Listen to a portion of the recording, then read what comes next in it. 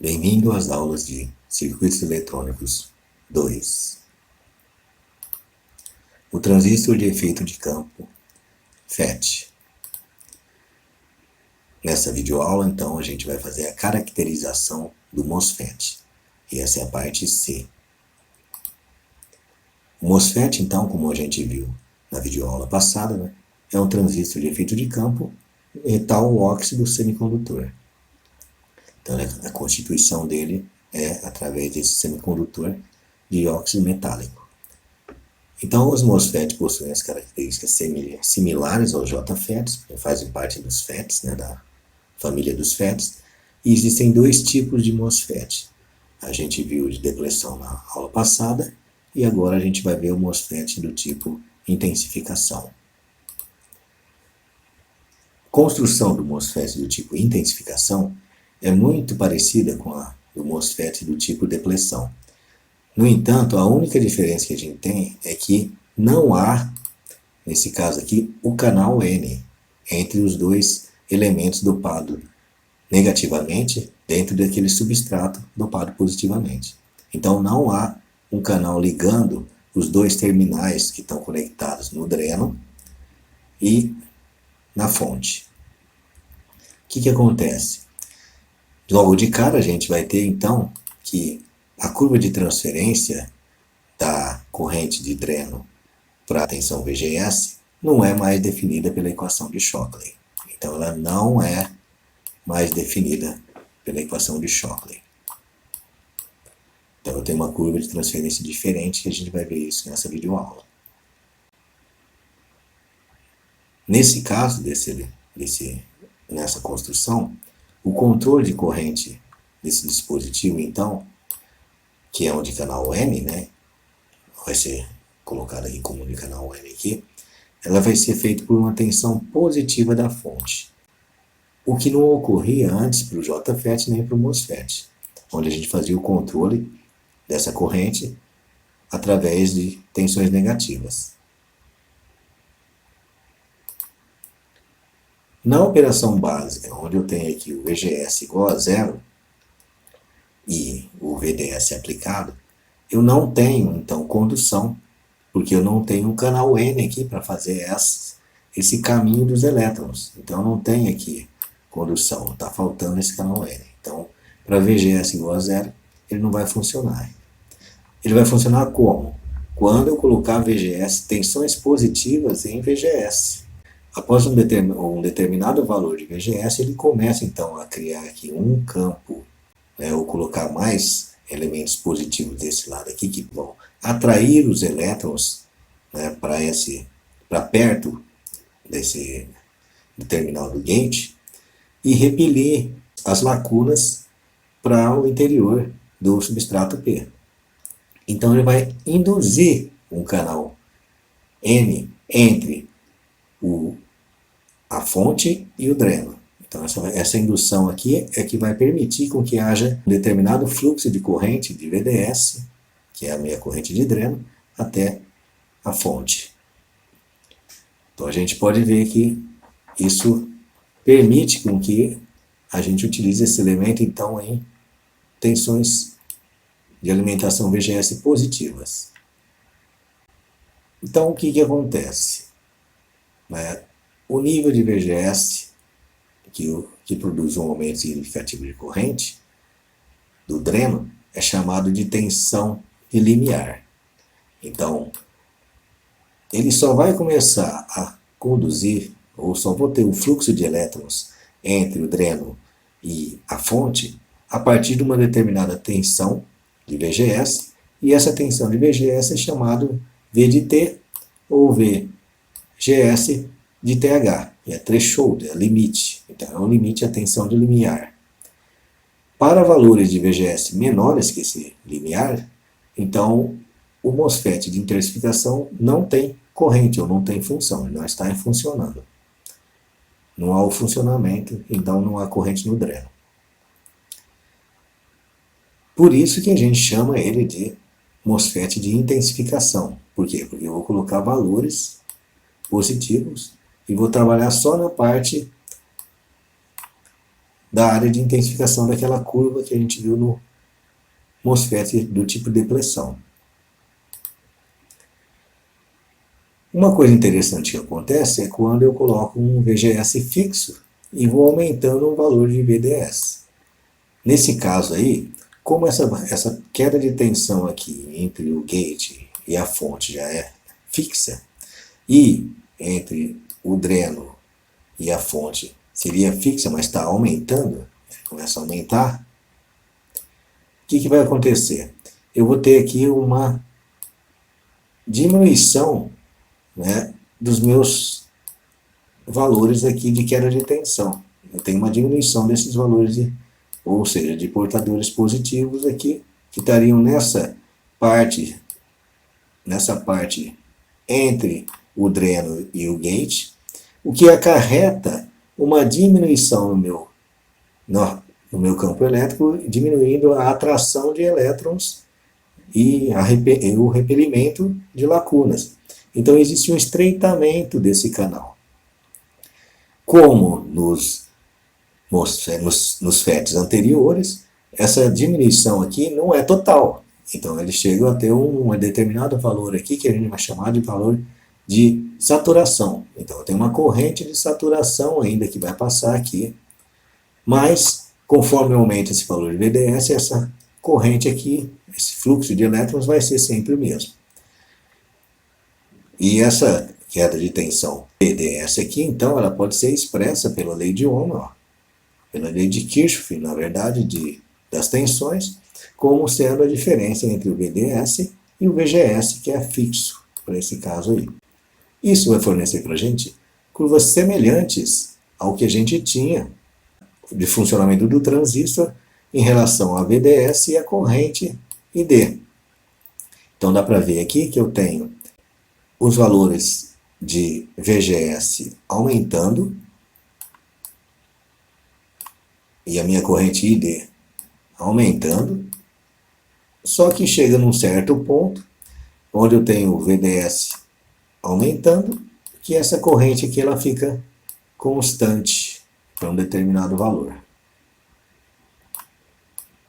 que é a minha corrente de saturação, né? Do lado da curva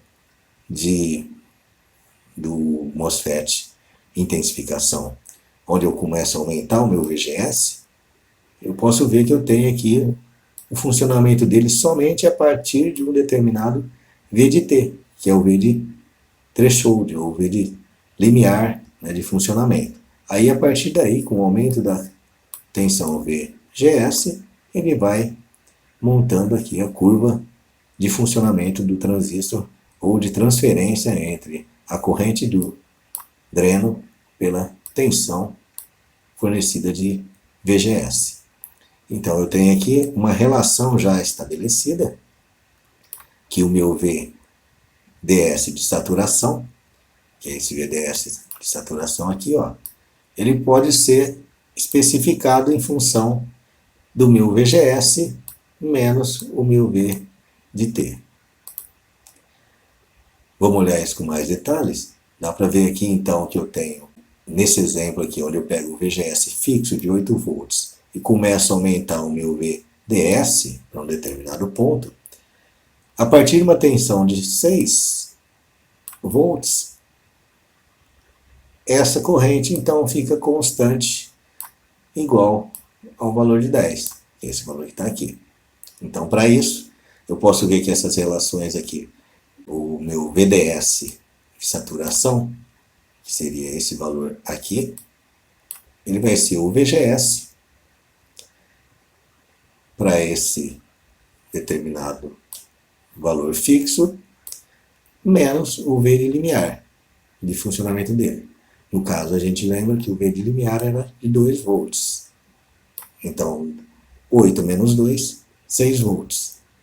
Então, para valores de VGS maior que V de T, a corrente de dreno está relacionada com a tensão porta-fonte pela seguinte relação não linear. Então, essa relação não linear aqui expressa aquelas curvas de intensificação do lado de intensificação do MOSFET. Ou seja, a corrente de dreno é igual a um valor, uma constante K, com o VGS e o B de T, que é o B de limiar do funcionamento do MOSFET tipo intensificação, que é essa curva se relacionando aqui o meu VGS com o meu I de D. Então, nessa curva aqui, ela é essa relação não linear aqui expressa dessa maneira. Esse valor de K, então, é o valor que consta nas folhas de especificações do transistor. Caso contrário, ele pode ser calculado utilizando um certo valor de corrente de funcionamento com VGS de funcionamento, que também normalmente é fornecido na folha de especificação. Então eu tenho agora aqui, para trabalhar com o meu MOSFET do tipo intensificação, eu tenho aqui a relação de transferência da corrente de dreno pela tensão VGS, tenho aqui minha constante K e tenho minha tensão VDS de saturação, que pode ser especificado como se fosse VGS menos V de T. Para o MOSFET de intensificação do canal P, a gente também trabalha da mesma maneira como o que foi especificado. Então eu tenho aquelas curvas especificadas como anteriormente, para o MOSFET do tipo intensificação canal N. Então eu tenho uma inversão das polaridades. Então eu faço uma inversão das polaridades das tensões e direções de corrente. Então, permitindo com que ele funcione da mesma maneira, eu tenho a mesma análise que a gente fez de funcionamento anterior. A representação simbólica, então, semelhante ao que a gente tinha no MOSFET tipo depressão, onde eu tenho aqui o terminal do substrato, que pode estar conectado ou não ao terminal da fonte. E eu tenho um detalhe interessante. Embora eu tenha aqui aquela divisão, a separação do dreno e da fonte, né, dos terminais ômicos do dreno da fonte, utilizando aqui o dióxido de silício, e eu tenho aqui uma divisão entre os terminais, indicando que eu não tenho um canal N, que esse canal N aqui, especificamente, ele é induzido pelos valores de VGS positivo. Então eu não tenho aqui esse canal de intensificação, ou canal N que está aqui. Então é por isso que eu tenho essa separaçãozinha entre eles. Da mesma forma que a simbologia dos outros FETs, a setinha para dentro indica que é o canal do tipo N. E a setinha para fora indica que é um canal do tipo P. A folha de especificação, então, é semelhante, né? Só tem simbologias diferentes agora. E nessa folha de especificação eu vou ter aqui os valores especificados de limites, né, de potência, os valores de VDS, de saturação, os valores de funcionamento para estabelecer os valores de K, ou os valores de K já são colocados e mostrados direto na folha. Então essa aqui é a folha de especificação. Uma coisa interessante é que para o manuseamento dos MOSFETs, a gente tem que tomar cuidado com a corrente estática, né, ou eletricidade estática, que vai fazer com que ele queime de maneira fácil. Então, para trabalhar então com esse transistor, é interessante que a gente tenha cuidado no seu transporte e use, na hora de montagem, uma pulseira estática, né, conectada a uma manta eletrostática que fica na parte da bancada de funcionamento. Uma coisa interessante também é colocar diodos Zenners para permitir uma limitação de corrente entre o gate e a fonte. Uma versão desse transistor é o VMOS, que é uma construção em V, ao invés daquela construção planar que a gente tinha. Então, uma das vantagens que a gente tem é que eu tenho um aumento dessa área de superfície no dispositivo, que permite que haja uma dissipação de calor maior. E que permite também uma comutação de estados mais rápidas. Então eu tenho esse VMOS aqui, que é essa construção, onde eu tenho aqui o meu substrato, o meu gate e a minha fonte, né, e o dreno, colocados disposto dessa maneira aqui, nessa construção aqui. Ainda tem aqui a minha camada isolante e os contatos, e eu tenho aqui uma área maior, esse V aqui, denotado por esse V, tem uma área maior para que eu possa ter uma dissipação melhor de calor. Outra versão é o CMOS, que é o complementar MOS. Então esse MOS complementar é que em um mesmo substrato a gente coloca então um MOSFET do canal P com um MOSFET de canal N. E ele fica um complementar ao outro, que permite que ele seja bastante usado na parte de projeto de circuitos lógicos, mantendo assim, a maior impedância de entrada, tem a velocidade de comutação mais rápida e trabalha com níveis de potência mais baixos. Então, ele é bastante usado, então o CMOS aqui, na eletrônica digital. Está aqui um exemplo, onde eu tenho aqui uma porta inversora, onde eu coloco aqui o estado 1 na entrada e tenho o estado 0 na saída. Então esse aqui funciona como uma porta inversora e ele vai estar conectado dessa forma aqui. Ou seja, o meu símbolo de conexão de um CMOS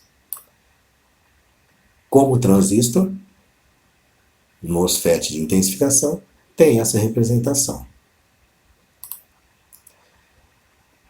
Em resumo, a gente viu nessas aulas, nessas videoaulas dessa semana, o transistor JFET, que tem essa característica de transferência seguindo a equação de Shockley, o transistor MOSFET de depleção, que tem essa característica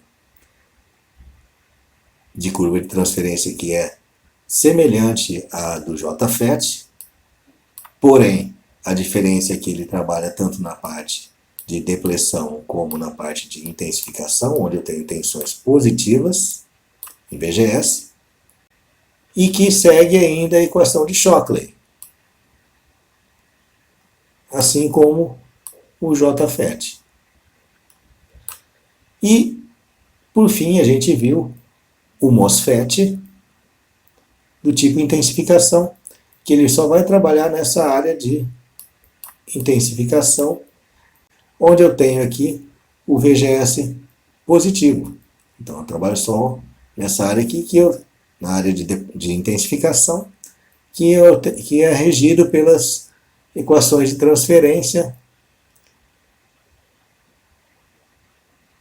onde eu tenho o meu ID, o valor da constante K e o valor de threshold, ou o valor de VGS de T, V de T, né, o VGS de TH. Então esses são os transistores FET que a gente vai utilizar e vai tratar na nossa disciplina de circuitos eletrônicos 2. Agora a gente vai ver todas as características de como é o funcionamento desses transistores, assim como tratar também das suas aplicações em circuitos eletrônicos. Ok, pessoal? Por enquanto é só. Até a próxima.